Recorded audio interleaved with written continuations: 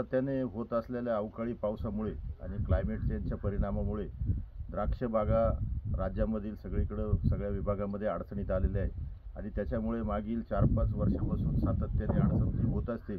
नोटबंदी असेल, करोना असेल, त्याच्यानंतर गारपीट असेल, या अनेक गोष्टींमधून शेतकरी अडचणीतून जात असताना तो हताश झालेला आहे। घड जिरण्याची समस्या असेल, घडकूज असेल, पाऊस झाल्यानंतर क्रॅकिंगची समस्या असेल, याच्यामध्ये तो शेतकरी हताश होऊन आणि त्या बागा तोडण्यामध्ये त्यांनी आता सुरुवात केलेली आहे। बऱ्याच ठिकाणी बागा तोडायला सुरुवात झालेली आहे आणि आतापर्यंत 50 ते 60 हजार एकर क्षेत्र पूर्ण राज्यामध्ये तोडण्यात आलेलं आहे।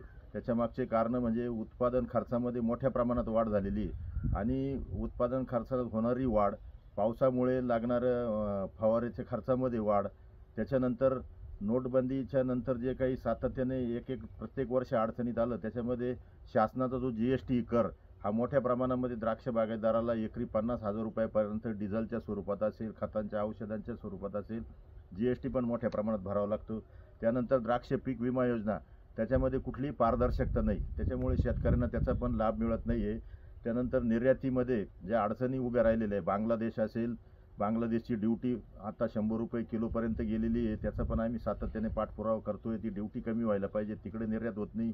युरोपला जी निर्यात होते, सुएझ कालव्यामधून वाहतूक बंद झाल्यामुळे उत्पादन खर्च वाढला, कंटेनरची भाडेवाढ झाली, भाडेवाढीमध्ये डायरेक्ट शेतकऱ्याच्या खिशातून पैसे काढून घेण्यात आले, किलो मागे 20 ते 25 रुपये, त्याचाही फटका बसला। शासन त्याचा पण काही विचार करत नाही आहे।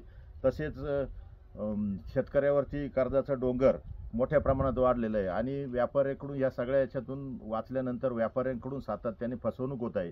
व्यापाऱ्यांवरती कुठलाही कंट्रोल नाही, माल घेतल्यानंतर शेतकऱ्यांना ते पैसे पण देत नाही, त्यांची पण सातत्याने फसवणूक होत असते। त्यामुळे शेतकरी कर्जाच्या घाईमध्ये लोटलेला आहे आणि या सगळ्याला सरकारी धोरणं पण तेवढ्याच प्रकारे जबाबदार आहे। म्हणून याच्यामध्ये सरकारने जर काही लक्ष नाही घातलं तर हे सातत्याने द्राक्ष बागेचं क्षेत्र कमी होतं, हे असंच कमी होत राहील आणि आता तो नवीन पॅटर्नकडे, नवीन क्रॉप त्याला शोधावा लागेल। पण शेती मजुरांना मजूरसुद्धा मिळत नाही, सगळ्या गोष्टी महागाई झाल्यामुळे शेतकरी अडचणीत आल्यामुळे शेतकऱ्यांनी बागा तोडायला सुरुवात केलेली।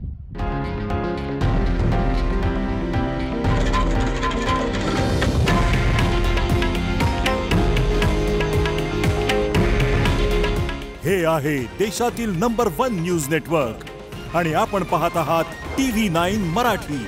काळजी तुमची, हित महाराष्ट्राचं।